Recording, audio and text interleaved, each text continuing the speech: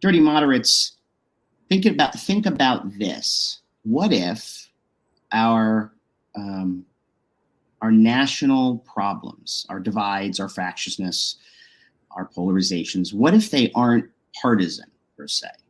What if they are broken? What if we are broken? And what does that mean? An astounding piece of journalism came out in November of 2022, which I think sheds a lot of light in a really interesting and important way on what is called Brokenism. The essay was written by Alana Newhouse, who is my guest today. Alana also is the founder and editor of Tablet Magazine, a very dynamic hub of Jewish opinion, podcasts, editorial, and everything. If you don't read Tablet, you should, especially in this crazy, precarious time. Alana, welcome to the show. Thanks so much for having me. So I just want to read the subtitle of the essay. The real debate today isn't between left and right. It's between those invested in our current institutions and those who want to build anew. Now, before we talk about it, it's interesting because the essay is alternately grim and hopeful. Okay, which I think is wonderful. But I also think that there's a bit of in laying it out, and that's what I want you to address. There's a bit of, if we ditch the status quo, is there some kind of, for lack of a better word, revolution that we should have? And what exactly does that mean? So let's just talk about the essay. What is Brokenism? Is there a new path, or is it a path of reformation, not revolution? So Brokenism was an essay that I wrote based on the idea that the formative question of the moment isn't actually about conservatism versus liberalism or the Democratic Party versus the Republican Party, but rather about when we look at the institutions of American life, and those institutions can be anything from the healthcare, so Medicaid, health insurance companies, to your kids' schools, and universities, to cultural institutions, to Hollywood, right? Mm-hmm. When we look at all of the entities that kind of make up the production of American life, some of us look at them and say, these institutions seem broken beyond repair. They seem like they don't work. And some of us look at them and say, no, these things are simply in need of some Band-Aids and Scotch tape, and they'll be fine. And one of the things I noticed as I would, Tablet would cover politics, is that increasingly that was the debate that people were really having, and the debate that actually was most interesting and felt the least likely to devolve into nothingness, basically, into just pure conflict. The one that had the most meaning to it was the one about the health of our institutions. Mm-hmm. And it felt very exciting to me when I realized that, because it felt at once both effective and also hopeful. Okay. I'm very interested in, this I guess you say divide. I hate to use that word, but about the different type of people, the different way people see this thing, the status quo people, and the brokenness, exactly. And you make a good point here when you write about, America's been very divided before. I mean, that's a terrible civil war. We've had Reconstruction. We've had Vietnam protest. We've been riven. And it's very difficult to see history or understand history when you're in it, right? I mean, we all look now and we say, and this, I want to bookmark this for a little bit later in our conversation, how anti-Semitic is the left right now? What era are we living in? What does that really mean? Is it pronounced more because of social media? Is that, So when we talk about the status quo people versus brokenists, how does one make a distinction, right? Besides feeling that things aren't working, and I agree, I feel the same way, between, hey, we're just living through another turbulent period in a young country that has had to experiment with self-government in a way no one ever else has. What's the delineation? That's the question. So I think that there are purists on both sides. Right. There are people who approach every institution and apply the exact same ideology to it. So there are brokenists who don't actually want to look at the specifics of an institution. They just want everything burned to the ground. Mm-hmm. There are status quoists, similarly, who will ignore deep and incontrovertible decay in institutions and almost like with their teeth and nails are hanging on to them and can't imagine the world without those institutions, even as they're faced with those institutions being so profoundly deteriorated to the point of being dangerous. So I want to say that there are extremists on both sides. The really interesting conversations happen in the middle. The interesting conversations happen when among people who say, you know what, maybe we should judge this institution by institution, and we should be willing to make a clear-eyed judgment about something as we are faced with the facts of it, which means there may be some institutions that you would judge as too far gone. Other institutions that you'd say, you know what, this thing needs help, but it's salvageable and it has gold in it that we need to try to retain. And this institution, it's almost perfect. Let's keep it and let's work hard to preserve it. A healthy society would good.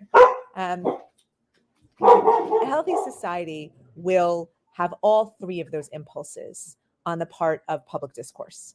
And the people will actually be able, people who talk to each other will actually be able to make those decisions based on what they're actually seeing in front of them, which is a different way of saying it. So to me, it's almost like what we once thought of as real independence, real political independence, right? So you could be a registered Republican or a registered Democrat. But if you looked and you were like, you know what, I actually think at this moment, the other side has a point. I'd like for us to get back to that, to get back to understanding that ideology they're tools. They're not identities. And we need to use them smartly. And what that means is using all the tools in the toolbox, particularly at moments of extreme flux. Well, I mean, you're describing me, as a hybrid who finds myself politically homeless by definition, who was raised a Democrat and absolutely is not one, who's somebody who has resisted identity politics, speaking of identity, but certainly ideology meeting identity, I think has been poisonous, not only for Jews, but I think for the country. And I think there's a lot of people who can identify that as a problem and then do their own whataboutism, which is, yes, but there's all these problems on the right that we have to, and I always say, just because a problem is in one camp, right? And again, the red team, the blue team, and it might be an asymmetrical threat, arguably on the right. That doesn't mean that there aren't illiberal tendencies that are dangerous on the left. I mean, so sort of poo-pooing that, right, I think corrodes, which is why I think we get brokenism, because there's people that can't get out of their silo to say that. It's all Trump is horrible. I don't talk about anything else. Yes, Ilhan Omar's anti-Semitic, but so what? And I go, what do you mean, so what? I mean, anti-Semitism has a life of its own that doesn't oh, yes, we're just going to pal around with the right always. We're not on the left. It's crazy, And so there's no ideological flexibility and hence no critical thinking.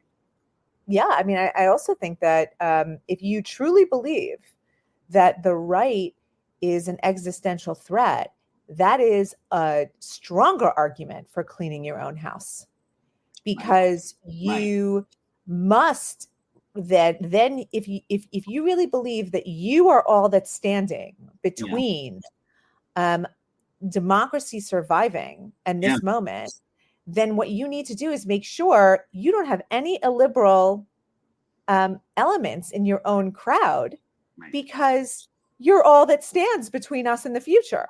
So to me, there's a disconnect, real disconnect. Complete disconnects when people say stuff like that, where you're like, okay, even if I take you at face value, I think that makes it more imperative. I do too. I also think I think the ideological silo obscures the reality of history, right? They say, well, right, it doesn't matter because, oh, don't worry about that. I mean, Marjorie Taylor Greene. I can say, yes, I think Marjorie Taylor Greene is a nutcase, but I said, I think you've got 40 Democrats who are regularly and openly hostile to Israel, and that could be 80, and could be 100 of a party that can only have 218 seats. At what point does it not become a problem to you? You know what I mean? And at what point is a small tumor or a small growth not a cancerous tumor? I mean, makes no sense. Yeah. Completely. I mean, I'd also say that brokenism and status quoism is it's potentially even the most useful framework to layer onto our two-party system. Yeah. That is a system where people are so status quoist. Right. They can't get out of the binary of these two parties. Right. Now, part of it isn't their fault. It's the system that's set up that makes political power nearly impossible to achieve outside of either one of those parties. But it still kills me that Americans seem to have lost the imagination that their power comes from somewhere else. Yes. Well, I love the story that you personalize, because it's, in an otherwise, really wonderful intellectual piece. You talk about Ryan, right, who said he's a West Point grad. I love this. Combat veteran, biracial, from multi-generational Black military family. And I want to read what he says, what you write. Quote, "I've lived in rural Ohio," he wrote. "It seems very dark some days, but your closing nails it. It can almost feel easier to believe it can't be done, but it can." Here's also what he said, which I love. You write, "At one point last year, Ryan said something that struck a nerve. I don't know what I identify as these days because everything has gotten so scrambled," he noted. "I'm not a Democrat or a Republican. I don't even think I could define myself narrowly as either a liberal or a conservative anymore. The one thing I know that I fundamentally do believe is the premise of your piece, that the dominant institutions of American life in education, in the arts, in politics are either totally broken or so weak or corrupt that they're becoming irrelevant. In a way, the only thing I know that I believe is brokenness." And I think I actually think he's where the country is. I created this podcast because of that, and that's why we have everybody on, or try to. And that's why, why have anybody on a show? Like, it's just an example of this, and I said the thing to you pre-show that I say to every guest to let them know. It's not a shtick. It's like, why have somebody on? Because we've had people we've reached out to and they'll say, oh, is he going to be tough on me this way or that way? I'm having you on to talk to you. This isn't cable news. I did that. I've done much of that, and it has a place, but that's not what I like. And I'm having you on, not so much you specifically, Alana, but anybody to discourse. And if we don't do that, it's like, I don't know how people can watch any of the big cable networks every night and only watch that and come away thinking, and too many people do, I've got my news. I mean, that's so broken. It's so broken that, and by the way, yes, of course I'm criticizing Fox. I worked at Fox, but I'm also saying you watch MSNBC and you swallow that primetime 4 hours, which I do not. And then you go, that of course you are worked up in a rage. Of course you see the only threat being Trump. Of course you don't see anything reported on the liberal tendencies. How could you? They don't cover it. I know. And it doesn't mean they lie, but there are omissions in the journalism is the way I would put it. Completely. And I think that we can get into it if you want to get into talking about Israel and anti-Semitism. But one of the things that I really want to encourage people to understand, which is something that is a hard lesson for me from the last 10 years. Yep. I have this thing that I believe, which is like, the only thing worse than a dumb Jew is a surprise Jew. And you could say the same thing about Americans. Like, you don't want to be surprised in moments of historical instability and flux, which is what we're in now, because we had a technological revolution. It changed all the systems of our lives and changed the globe and the way that power is organized around the globe. And so the ground is very shaky. Mhm. In moments of grounds, when the ground is shaky, the last thing you want to be is surprised.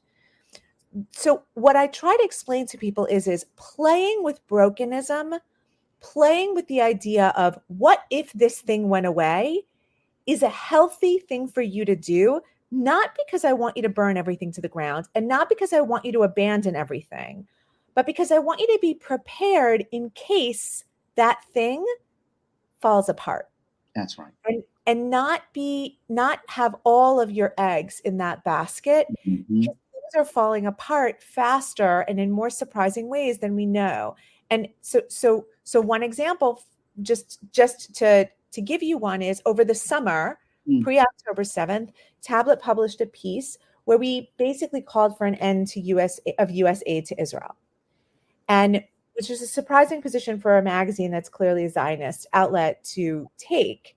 Part of why we did that was we said the structure of the aid relationship is a relic of a different time in American foreign policy, a different time in defense technology, a different time in global politics, and it doesn't serve either of these countries well anymore.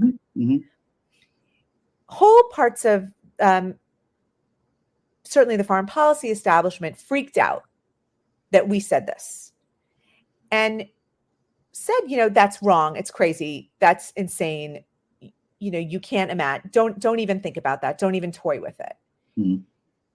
6 months later, I think there are a lot of people who have gone back to that piece and said, you know what? It was good that you got me started to think about that. It was good that I actually had it in my head before October 7th that maybe the world is changing and maybe both America and Israel need to change, which is not to say that they should change into not having a relationship, but that the relationship is going to change anyway. And so we should be prepared and be smart about how we change it. So what I'm trying to get people to do is almost like change their positioning and the way that they look at the world more than I'm trying to get them to believe any one idea or another one. I actually don't care what you're invested in. I'm trying to change how you think about and how you look at the world. That's interesting. Now, I did not know about that. That is obviously, as somebody who's trying to see Mike Johnson actually emerge as a credible speaker and not get vacated by the lunatics. I want Israel and Taiwan and Ukraine to be aided because of the situations they're in. Can you just, before we go on, can you explain why?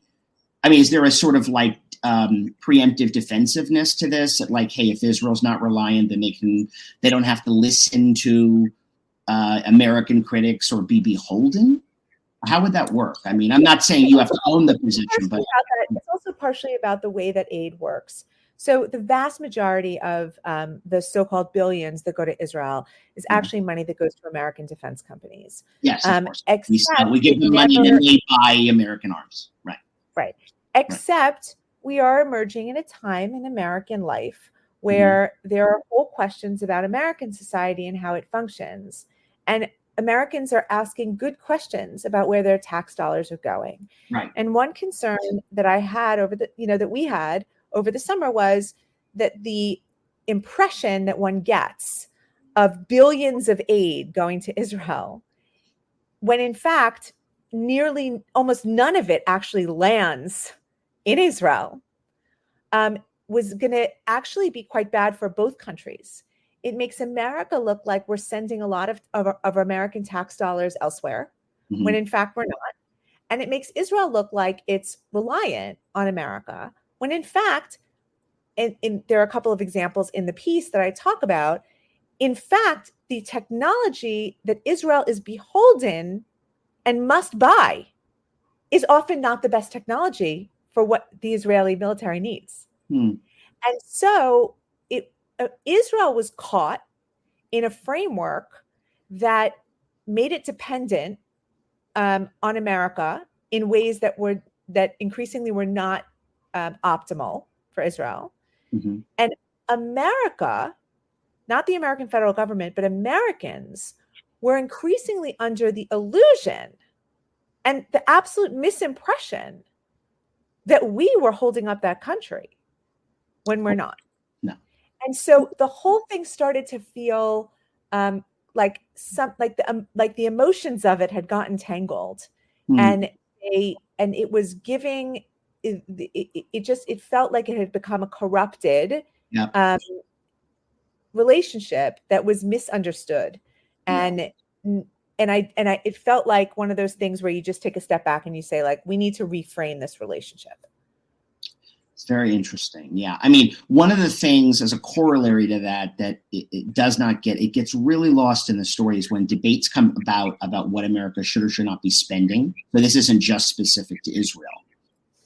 Most people have no idea that the military, Medicare, and the interest on the debt eat up most of the federal budget.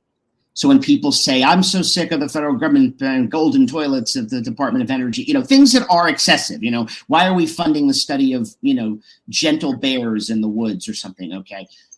Foreign aid, I mean, I think cumulatively, which includes, of course, Israel, Egypt, Turkey, all these countries. Ukraine. Like, who? Ukraine, yeah, but it's like, 2% or something less, I think, 1.8% of the federal budget. That doesn't mean each thing isn't worth exploring for what its intentions are or what the implications of the aid means. But people tend to conflate it with this government is not representing me and they're taking all my money. And then you say, well, okay, well, we probably, see, I'm someone who says, yeah, entitlements are going to have to be reckoned with because we're running out of money.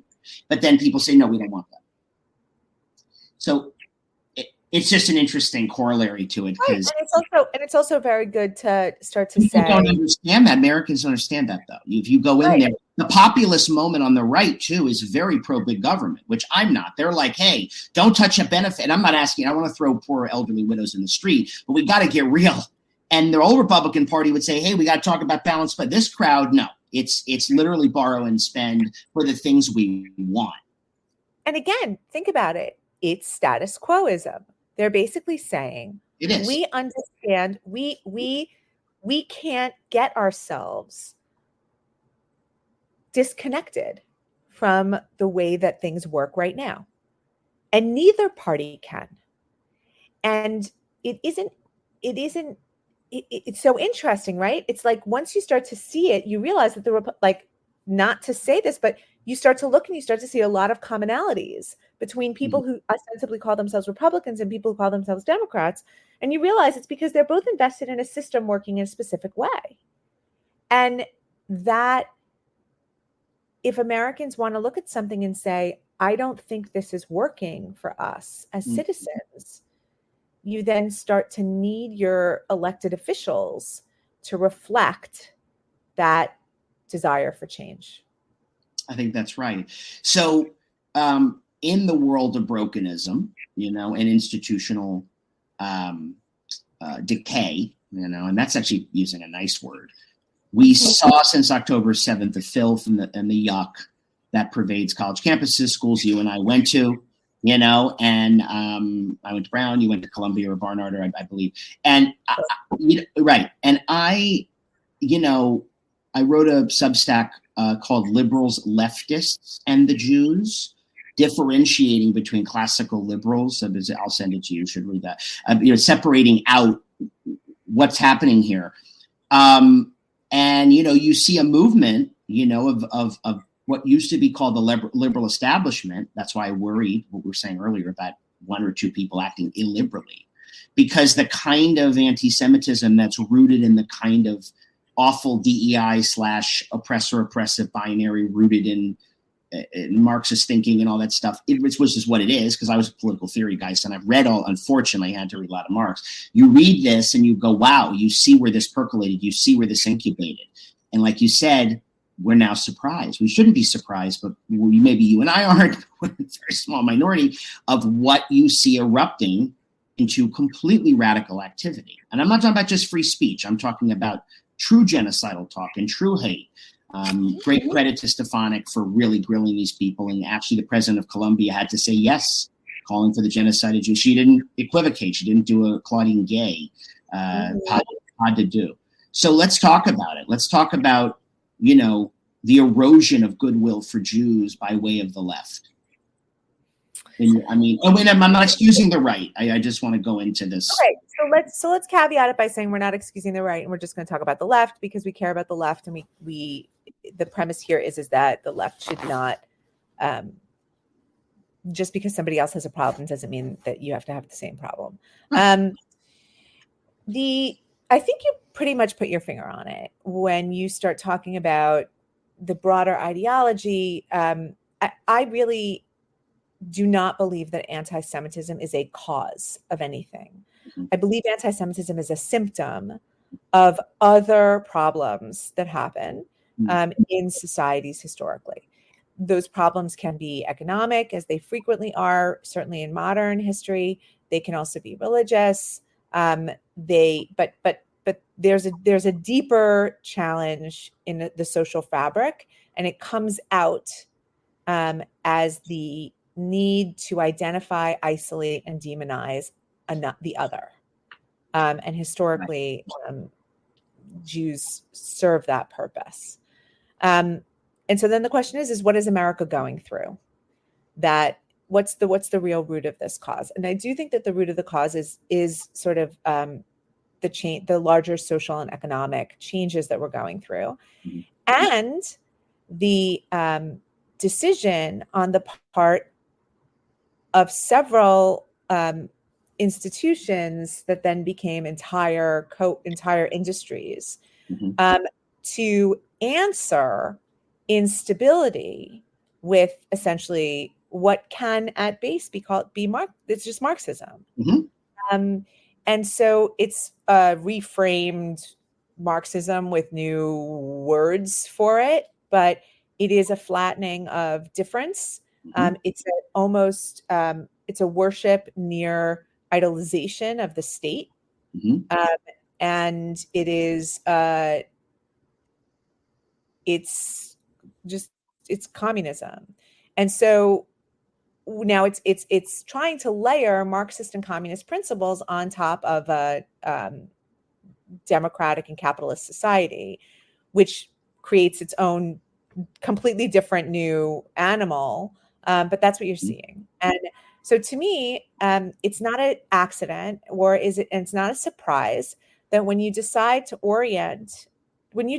you're going to orient your way of looking at the world inside of the idea of power and powerlessness, and that virtue and positions of power are decided by proximity to oppression.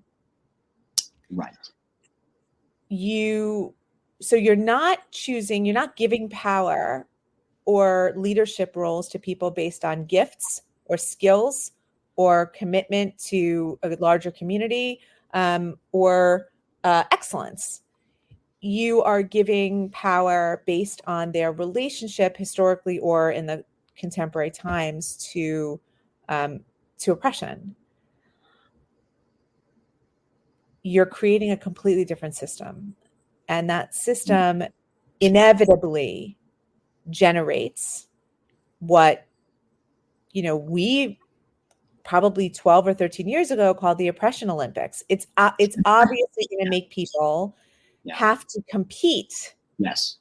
Because if you must compete for oppression points, because oppression points is what gets you power. Right. So it 100% just reorients everything according to that, and makes groups that historically had an incentive to create collaborative relationships. Great example is Black and Jewish communities in this country. Yes.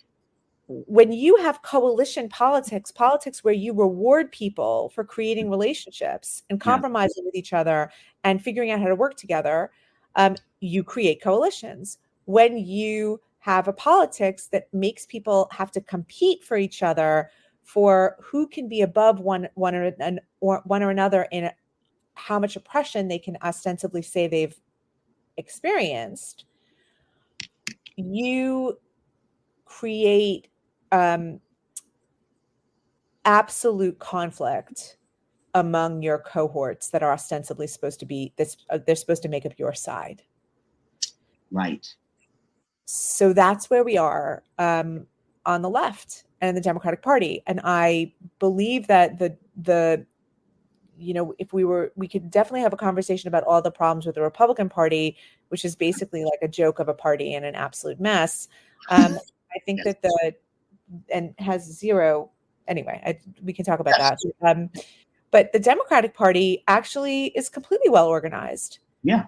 And completely and incredibly well funded, and has enormous funder and activist discipline, and is organized around some basic principles that I think are creating a lot of the problems we're seeing. But they also generate electoral wins for the party. So there we are. I know. And, as it relates to the sort of communist Marxist principles that are being layered, like you said, into the system, the irony of the competition for victimhood, right? The idea that there's this agency, paradoxically, in what your victimhood is.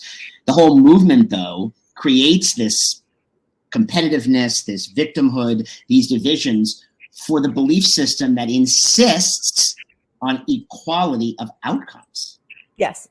It makes no sense. I mean, in other words, with equity, right? The idea that everything the playing field has to be completely leveled, or we're completely at every step of the way. Therefore, but there's a competition going on for who can be the most oppressed in that area, right? Everyone has agency, and it's a very fascinating thing. It's just a little subtext of it to add to your, all of which I think is insane,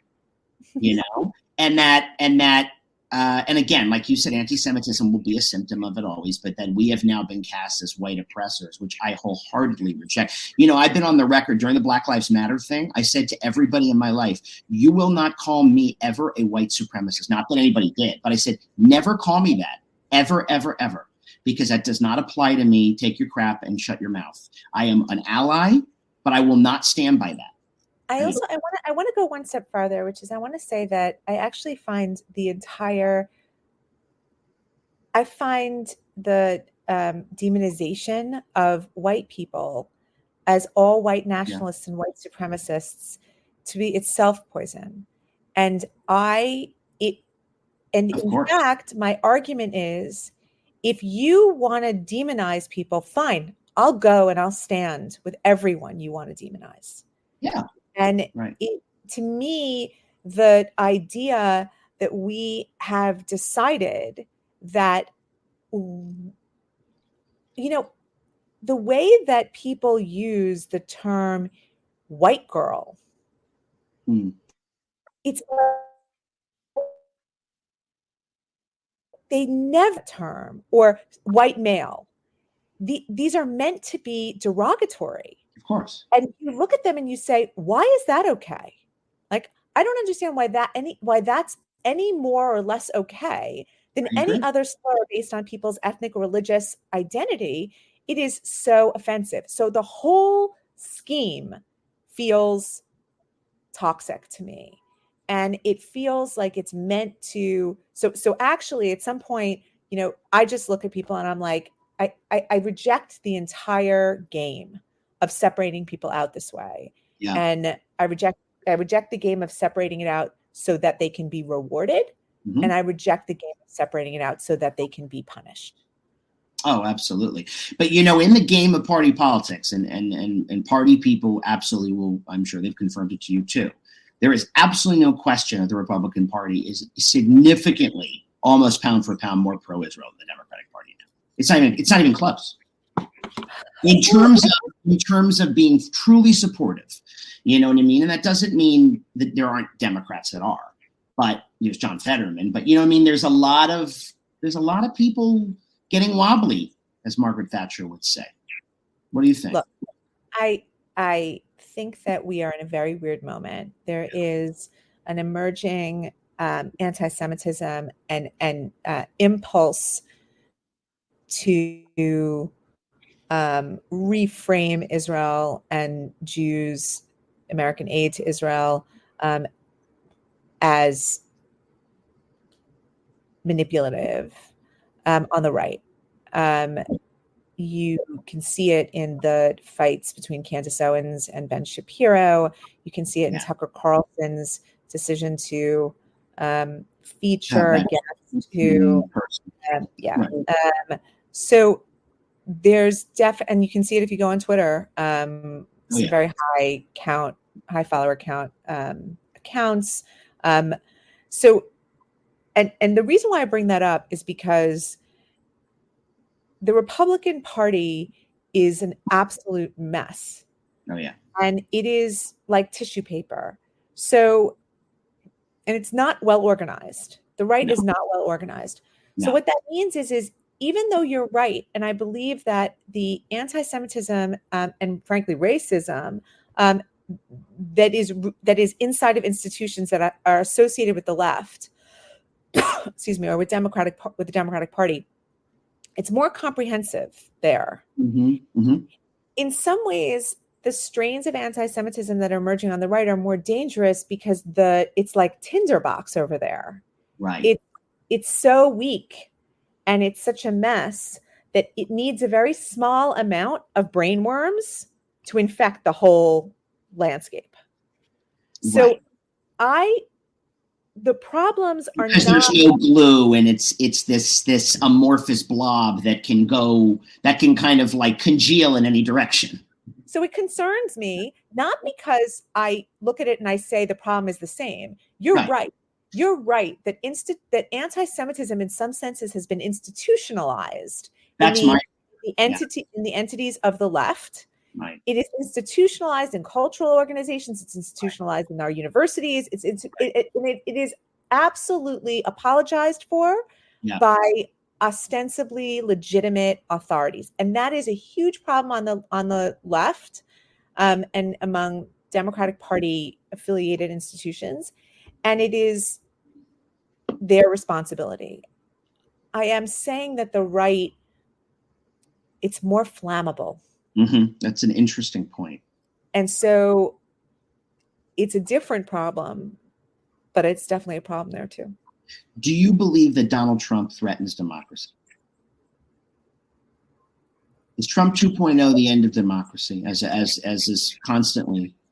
No. No. I believe that, well, here's what I want to say. I believe that almost every politician in America now at a national level has the capacity to threaten democracy, because the federal government has built into itself the ability to surveil and control the personal lives of more than 300 million people. That is a terrible power for the federal government to have. Are you talking about FISA that just got renewed? Are you talking about FISA specifically? Or? I'm not talking about FISA specifically. I'm even talking about the entirety of the disinformation regime that got built up, the enmeshment with big tech companies that have all of our personal information and social media, the enmeshment of tech companies with the Defense Department, with the CIA and the FBI, the ability to actually monitor completely innocent Americans and citizens, means that Donald Trump, like Joe Biden and like every other politician at a national level, is now a threat to democracy. The arrogation of that power by the federal government is the threat. I like that. Yeah, it's a great take.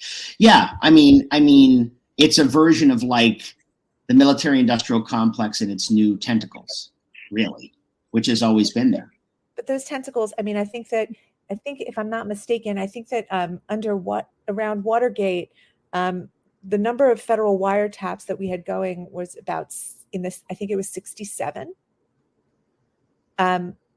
We have, that number is in the, I don't know, hundreds of thousands now, possibly. The kind of surveillance, if not more, I actually have to find out the level of surveillance and the ease with which the federal government can control nearly every aspect of people's lives and manipulate it if it wanted to, is unlike anything that we've ever experienced in the country before. And that's the huge threat. That it's not in a person. Right. And it's not and frankly, I wish it were in one of these parties. But as you pointed out, It's in both of them, because they both are invested in the status quo, and the status quo has something deeply wrong with it. We have allowed the federal government to take control in certain ways that we're going to need to figure out how to take back. Well, listen, I mean, certainly since the Great Depression and then the Cold War, the growth of the federal Leviathan and the state, would only grow and grow, and that which giveth also taketh away, and it's why I'm deeply skeptical of the power of government and believe that localities and states should try to do stuff. That, of course, doesn't mean, our debates are so flammable, to use a great word used earlier, that no, I'm not opposing the enforcement of civil rights laws. I'm not saying that, okay? Every statement in support of states as laboratories of democracy doesn't make us less dramatics. I mean, I hate this. It's so childish, but when I say, hey, passing more laws comes with more bureaucracy and more federal power, that's a lot of what I get upset about. And the progressive platform, and I don't mean it in a nefarious way, is the more laws you pass, the more just society is. I wholeheartedly disagree, because they misunderstand the role that government comes to dominate in our lives. And here's another way you can frame it. If you speak to people on the left, they will frequently tell you that America is a deeply unjust society, and it is more unjust by the day. So which is it? How did that happen? So actually, in fact, the growth of the federal government coincided with America becoming less just. Okay, great. So, but again, it's like, let's reduce government. No, right. I'm all for that. Then let's talk about that. Right. Logical conclusion. Right. Right. Or you can tell me, no, America is more just, and we have gotten better. And as a result, I support the growth of the government in this way. Either one of those is internally, logically sound. But you cannot say that the growth of the federal government has coincided with the deterioration of justice in America and the deterioration of fairness. And America is deeply, almost genetically incapable of becoming better. And then tell me that I have to deal with all these rules. Why? Mm-hmm. Yeah. No, I mean, well, I think that, and to bring us full circle to the end of our conversation, I think that is brokenism. I think that is inveterate and embedded to your idea of brokenism, and why, right, there's such a lack of trust in our institutions, because that activist gambit, and that's what that is, also believes, because remember, the ulterior motive is we must burn it down so we can build this different society. So despite the illogical statement, right? Oh, more laws, even though more laws you say are making us less just, then you're sort of defeating your entire, you're betraying your idea, which is, oh, yeah, we have to create a utopia. It's all woven in, which I also think is part of brokenism. To end with that, given where we are in election year, and I think the essay is so evergreen, we have two choices. Obviously, people don't have to vote. Okay, when I say that, people can vote for third parties or whatever.